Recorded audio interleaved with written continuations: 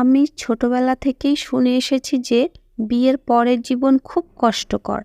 লোকেরা প্রায় বলেন বিয়ের পর মেয়েরা পরের হয়ে যায়, কিন্তু মেয়ে যখন পুত্রবধূ হয়ে শ্বশুরবাড়িতে আসে তখন সে শ্বশুরবাড়িতেও তেমন আদর যত্ন পায় না। কিন্তু এই ব্যাপারে আমি নিজেকে খুব ভাগ্যবান মনে করি, কারণ আমি এত ভালো শ্বশুরবাড়ি পেয়েছি যে আমি খুব খুশি। আমার শ্বশুরবাড়িতে মাত্র ৩ জন লোক ছিল, আমার শ্বশুর, ননদ এবং আমার স্বামী, এবং সবাই খুব ভালোই ছিল। আমার শ্বশুর খুব ভালো মনের মানুষ। তিনি খুব কমই কথা বলতেন এবং যখন বলতেন তখন চোখ নামিয়ে খুব নরম সুরে বলতেন। আমি আমার শ্বশুরকে কখনো জোর গলায় কথা বলতে শুনিনি। আজও আমি রান্না সেরে তাড়াতাড়ি ফ্রি হয়ে স্বামীর বাড়িতে ফেরার অপেক্ষায় ছিলাম। হঠাৎ প্রবল বৃষ্টি শুরু হলো। স্বামীকে নিয়ে টেনশনে পড়ে গেলাম। ও এত বৃষ্টিতে বাড়িতে আসবে কিভাবে? এখন বর্ষাকাল, বিকেল থেকে প্রবল বৃষ্টি হচ্ছিল। এত বৃষ্টি হচ্ছে যে থামার নামই নেই। আমি মেঘের ডাক এবং বিদ্যুতের চমকানোকে ভীষণ ভয় পেতাম। বিয়ের পর এটাই আমার প্রথম বৃষ্টি। আমি সব সময় ভাবতাম যে আমি আমার স্বামীর সাথে বিয়ের পর প্রথম বৃষ্টির আনন্দ উপভোগ করব। কিন্তু সন্ধ্যায় আমার স্বামী আমাকে ফোন করে বলল, ওয়েদার খুব খারাপ, বৃষ্টির জন্য অনেক জায়গায় জল জমে আছে, তাই আজ বাড়িতে ফিরতে পারবে না, অফিসেই থাকবে। বৃষ্টি থামলে তবেই বাড়িতে আসতে পারবে। এ কথা শুনে আমি খুব ঘাবড়ে তাড়াতাড়ি শ্বশুরকে গিয়ে বললাম যে আজ বাপ্পা বাড়িতে আসতে পারবে না। আমার শ্বশুর বললেন, বৌমা তুমি চিন্তা করো না, ঘরে গিয়ে ঘুমাও, এতে টেনশন করার কোনো কারণ নেই। বর্ষাকালে বেশিরভাগ সময় বাপ্পা অফিসেই থাকে। শ্বশুর বলার পর আমি আমার ঘরে ফিরে এলাম, কিন্তু রাত এত ভয়ানক ছিল যে সময় কাটতেই চাইছিল না।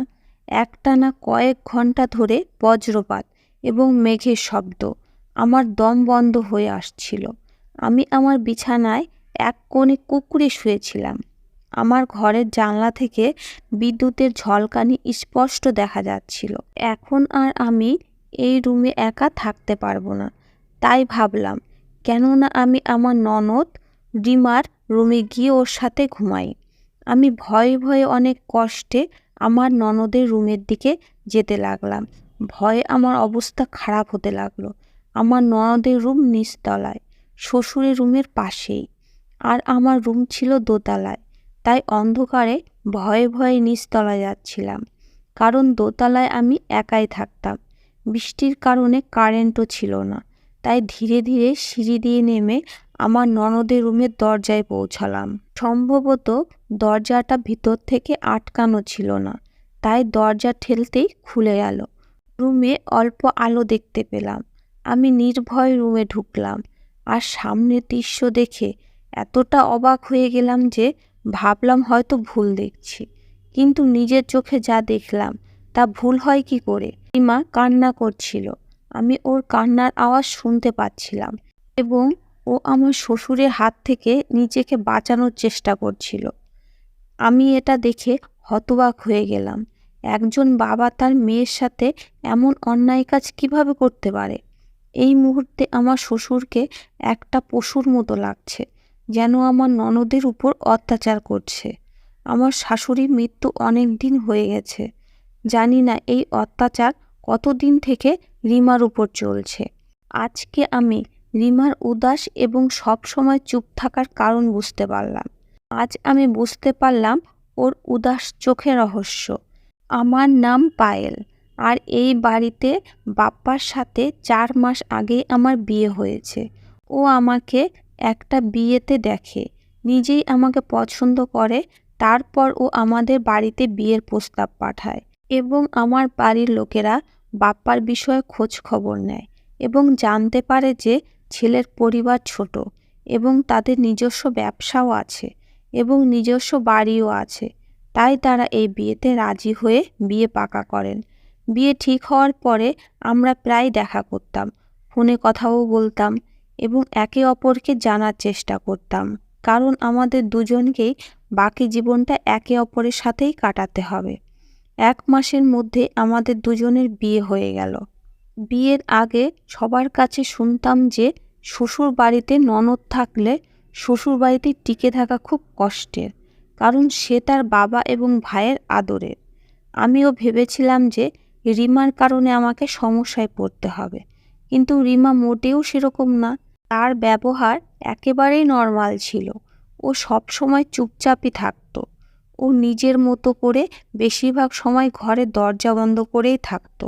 যখন আমি ওকে জোর করে ঘর থেকে বের করতাম, ও আমার কাজে সাহায্য করেই সাথে সাথে আবার রুমে ঢুকে যেত। মাঝে মাঝে তো ওকে খাবার খাওয়ার জন্য বারবার ডাকতে হতো, আর খাওয়ার পরই তাড়াতাড়ি করে আবার রুমে চলে যেত, যেন ওর ঘরে কোনো গুপ্তধন লুকানো আছে। আমার শ্বশুর ওকে বলতেন, সারাক্ষণ রুমে একা থাকবি না, মাঝে মাঝে বাইরে ঘুরে আয়, মাঝে মাঝে আমাদের সবার সাথে বসে কথা বলবি। এবং রিমা তার কথার কোনো উত্তরই দিত না। কিন্তু আমি যখন ওকে এসব কথা বলতাম, তখন ও বলতো ওর পড়াশুনো করতে হবে। তাই আমারও আর কিছু বলার থাকতো না। আব্বা সন্ধ্যায় অফিস থেকে বাড়ি ফিরলে আমি তাকে বললাম যে, তোমার বোন রিমা সবসময় চুপ থাকে কেন? তখন বাপ্পা আমাকে বলল যে, ও জানো, আগে এরকম ছিল না। মায়ের মৃত্যুর পর ও একা হয়ে পড়ে। পরিস্থিতি ওকে এমন করে দিয়েছে। মা যখন জীবিত ছিল তখনও সবসময় হাসি খুশি থাকতো, কিন্তু এখনও সম্পূর্ণ বদলে গেছে। তুমি ওকে বেশি কিছু বলো না। বাবা ওর খুব যত্ন নেন। কিছুদিনের মধ্যেই ও ঠিক হয়ে যাবে। আমিও এখন রিমার সাথে কথা বলা বন্ধ করে দিলাম, এই ভেবে যে ও সংসারে কোনো বিষয় মাথা গলায় না। ওর থেকে আমার কোনো প্রবলেমেও পড়তে হতো না। তাহলে আমার বান্ধবীরা তো আমাকে এটাই বলেছিল যে ননদরা বৌদির জীবন কষ্টকর করে তোলে এবং তাদেরকে শান্তিতে থাকতে দেয় না।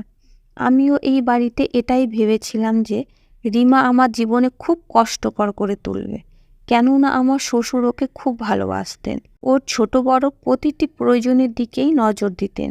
ও খেতে না আসলে আমার শ্বশুর ওকে ঘরে খাবার নিয়ে গিয়ে ওকে খাইয়ে দিতেন। তিনি বেশিরভাগ সময় ওই ঘরেই থাকতেন, কিন্তু তার সাথে রিমার ব্যবহার ছিল সম্পূর্ণ ভিন্ন। রিমা সবসময় তার সাথে রাগী রাগীভাবে কথা বলতো। আমার শ্বশুর তার জন্য কিছু আনলে সেটার প্রতি ওর এমন মনোভাব থাকতো যেন ওর কাছে এই জিনিসের কোনো গুরুত্বই নেই। ওর ব্যবহার সবসময় আমার কাছে খুব অদ্ভুত লাগতো, কারণ মায়ের মৃত্যুর পর তো সন্তানেরা তার বাবাকে দ্বিগুণ ভালোবাসে, কিন্তু রিমা ওর বাবার কাছে থেকে সবসময় দূরে থাকতে চাইতো। আমার শ্বশুর যতটাই রিমার যত্ন নিতেন, ততটাই আমার দিকেও মনোযোগ দিতেন। শ্বশুরবাড়ির আমার কোনো সমস্যাই হতো না, আর রিমাকে নিয়ে তো নাই। আমার ম্যারেজ লাইফ খুবই ভালো ছিল, তাই রিমাকে নিয়ে আমি খুব একটা ভাবিনি। বিয়ের পর যখন আমি আমার মাকে এসব কথা বললাম, শুনে মায়েরও খুব অদ্ভুত লাগলো, কিন্তু তিনি আমাকে চুপচাপ থাকতে বললেন আর নিজের কাজের দিকেই মন দিতে বললেন, না হলে আমার ঝামেলা বাড়তে পারে। আমার মায়ের কথা একদম ঠিক বলে মনে হলো। সেদিনের পর থেকে আমি আর রিমার সাথে কথা বলিনি, বিশেষ করে এই ব্যাপারগুলোতে। আমি রাতের খাবারের পরই আমার রুমে চলে আসতাম, তারপর সারা রাত নিচে নামতাম না। বাপ্পা আর আমার আলাদা একটা জগৎ ছিল, আর আমরা একে অপরের জন্যই যথেষ্ট ছিলাম। তাই আমরা বুঝতে পারিনি আমাদের আশেপাশে কিছু উল্টোপাল্টা হচ্ছে কিনা। একদিন আমার শ্বশুর বাইরে থেকে কিছু খাবার এনেছিল। রিমা স্কুল থেকে আসার সাথে সাথে তিনি রিমার পাশে বসে ওকে খাইয়ে দিতে চাইলেন। তিনি যখন রিমাকে খাইয়ে দিতে চাইলেন, তখন রিমা খুব রেগে গেল এবং খেতে রাজি হলো না। তাই তিনি জোর করে রিমাকে নিজের হাতে খাওয়াতে লাগলেন। আমি সেখানে বসে বসে ভাবছিলাম, রিমা কত ভাগ্যবান যে ওর এত ভালো বাবা আছে, কিন্তু ও তার কদরই করে না। এরপর ও হঠাৎ উঠে রুমে চলে গেল। আমি খুব অবাক হয়ে ওর দিকে তাকাতেই আমার শ্বশুর আমার দিকে তাকিয়ে বললেন, আমার মেয়ে আমার উপর রাগ করেছে বলেই এভাবে উঠে চলে গেল। ও ভাবে আমি যদি ওর মায়ের চিকিৎসা ঠিক সময়ে করতাম, তাহলে আজও ওর মা আমাদের সাথে এখানে বসে থাকতো। কিন্তু ভগবানের লিখন কে খণ্ডাবে বলো? আমি ওর মায়ের চিকিৎসার জন্য অনেক টাকা খরচ করেছি, দিনরাত্রি এক করেছি, কিন্তু ওর মায়ের ভাগ্য এই কদিনই লেখা ছিল। ওর মা চলে যাওয়ার পর আমি নিজেও ভেঙে পড়েছি, কিন্তু রিমাকে কি করে বোঝাবো এই কথাটা? শ্বশুরের চোখে জল দেখে আমার মনটাও দুঃখে ভরে গেল। বয়সের শেষ পর্যায়ে এসে কতটা কষ্টের সম্মুখীন হয়েছেন তিনি। স্ত্রী বিচ্ছেদের সাথে সাথে সন্তানদের দুঃখেও বইতে হচ্ছে তাকে। আমি খুব সুন্দর করে শ্বশুরকে বললাম, বাবা, চিন্তা করবেন না, চেষ্টা চালিয়ে যান, সময়ের সাথে সাথে রিমা নিজের ভুল বুঝতে পারবে আর ঠিকও হয়ে যাবে। আমার কথায় মাথা নেড়ে তিনি খাবারের প্লেট নিয়ে রিমার রুমে চলে গেলেন, আর আমি হাসি মুখে দেখতে লাগলাম।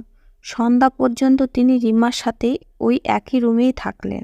এমনকি আমি খাবার রান্না করে রান্নাঘর পরিষ্কার করে ভাবলাম আমিও রিমার রুমে গিয়ে ওদের সাথে বসি। কিন্তু তারপর আবার ভাবলাম এই দুই বাবা মেয়ের মধ্যে আমার কি কাজ? তাই আমি আমার ঘরে এলাম। আমার শ্বশুর রিমার রাগ কমানোর জন্য ওর পিছন পিছনেই ঘুরে বেড়াতো, কিন্তু রিমা ওনাকে আরও বেশি রাগ দেখাত। মাঝে মাঝে আমার রিমাকে খুব হিংসা হতো যে ও এতটা ভাগ্যবান যে ওর বাবা ওকে সব কিছু এনে দেয় এবং ওর সমস্ত আবদারও মেটানোর চেষ্টা করে। আমার বাড়িতে আমার সাথে এমন কিছুই হতো না। আমি আমার বাবার তৃতীয় সন্তান, মানে তৃতীয় মেয়ে। এমন নয় যে আমার বাবা আমাকে ভালোবাসতেন না, কিন্তু আমার শ্বশুর রিমাকে যতটা ভালোবাসতেন তার কাছে আমার বাবার আদর কিছুই না। আমার বাবা আমাদেরকে কখনোই এরকম ভালোবাসা দেননি। আমার বাবা তো আমাদের থেকে অনেক দূরেই থাকতেন, আর তার সাথে কোনো কথা বলতে হলে আমাদের মায়ের সাহায্য নিতে হতো। কিন্তু আমি কি জানতাম আমার শ্বশুরের রিমার পিছন পিছন ঘোরার আসল উদ্দেশ্য কি ছিল? যদি বৃষ্টি এত জোরে না হতো আর যদি বজ্রপাতের শব্দে আমি ভয় না পেতাম, তাহলে হয়তো আমি এসব কথা কখনোই জানতে পারতাম না যে আমার শ্বশুর তার নিজের প্রয়োজনে তার মেয়েকে শেষ করে দিচ্ছে। ওই রাতে ঘরে ঢুকতেই এটা দেখে আমার মাথা খারাপ হয়ে গেল যে আমার শ্বশুরমশাই রিমাকে জোর করে ধরে তার সাথে খারাপ কাজ করছিলেন। তিনি তার কাজে এতটাই ব্যস্ত ছিলেন যে আশেপাশে কি হচ্ছে বা কেউ এসেছে কিনা খেয়ালই করেননি, এবং আমার আগমনকেও খেয়াল করেননি। কেন আমার শ্বশুরের উপর শয়তান ভর করেছিল। আর রিমা তো খুবই মাসুম ছিল। তার কান্নার আওয়াজ পুরো ঘরে প্রতিধ্বনি হচ্ছিল এবং ও নিজেকে ছাড়ানোর জন্য চেষ্টা করছিল। তবে সম্ভবত আমার শ্বশুরকে সরানোর শক্তিও ছিল না। জানি না কতদিন ধরে ও এইসব সহ্য করছে। ওর চুপ করে থাকা এবং নিজেকে রুমে আটকে রাখা, ওর প্রতিটি কাজের পিছনে লুকানো কারণ বুঝতে পারছি আমি। আমার শ্বশুর যখনই বুঝতে পারলেন যে আমি সেখানে আছি, তিনি রিমাকে ছেড়ে ঘুরে দাঁড়ান এবং আমাকে দেখে হতবাক হয়ে যান। সম্ভবত তিনি কল্পনাও করেননি যে এ রাতে আমি এই সময়ে এখানে আসতে পারি। তিনি ভেবেছিলেন আমি আমার ঘরেই আছি। আমাকে দেখে তার মুখের রঙও বদলে গেল। তিনি ঘাবড়ে গিয়ে আমাকে জিজ্ঞেস করলেন, বৌমা, তুমি এখানে কি করছো? আমি এগিয়ে গিয়ে রিমার হাত ধরে ওকে আমার পিছনে লুকিয়ে নিলাম। ওর সারা শরীর কাঁপছে। আমি বললাম, আপনি এই মুহূর্তে এখান থেকে চলে যান। আপনার মতো বাবাকে আমি তো 4 মাথার মোড়ে ফাঁসি দিতে চাই, যাতে ভবিষ্যতে কেউ এরকম জানোয়ারের মতো কাজ করতে সাহস না পায়।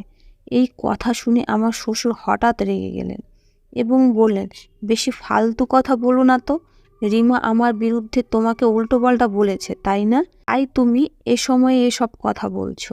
আমি অবাক হয়ে গেলাম তার কথা শুনে, কারণ এ কী রকমের নির্লজ্জ বাবা! আমি নিজের চোখে সব দেখেছি, তারপরেও তিনি মিথ্যা বলছেন। আমি রেগে বললাম, আপনি কেমন নির্লজ্জ মানুষ! এত বড় পাপ করার পরেও আপনার একটুকু লজ্জা বা অনুশোচনা হচ্ছে না? আমি শেষবারের মতো বলছি, এখান থেকে চলে যান। না গেলে আমি পুলিশকে ফোন করব এবং তাদেরকে এখানে ডাকবো। আমার হুমকিতে ভয় পেয়ে তিনি ঘর থেকে বেরিয়ে গেলেন এবং আমি তাড়াতাড়ি রুমের দরজা বন্ধ করে দিলাম।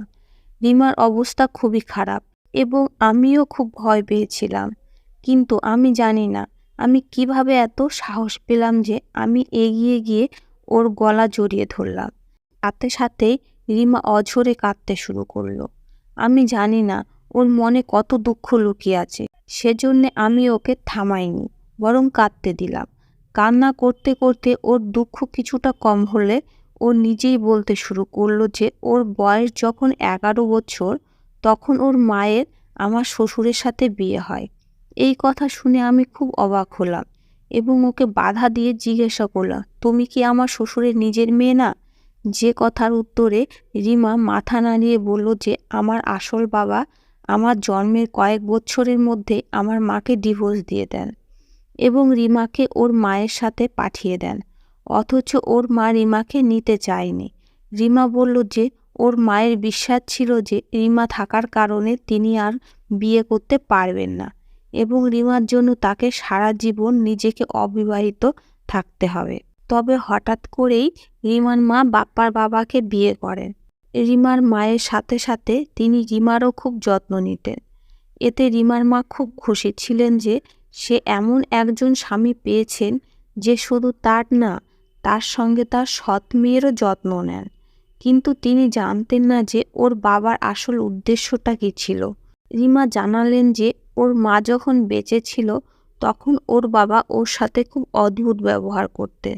রিমার বয়স যখন 12 বছর এবং সে তার যৌবনের শুরুতে পা রেখেছিল তখন ও ঠিক আর ভুলের মধ্যে পার্থক্য বুঝতে শুরু করে। ও বুঝতো যে ওর সৎ বাবা ওর কাছে কী চায় এবং ওর দিকে কিভাবে তাকায় এবং ওর সাথে কী ধরনের আচরণ করে। সে ওর কোথায় কোথায় স্পর্শ করার চেষ্টা করে, কিন্তু ও ওর মায়ের কারণে চুপ করেছিল। ও চায়নি যে ও ওর মায়ের ডিভোর্সের কারণ হয়ে উঠুক।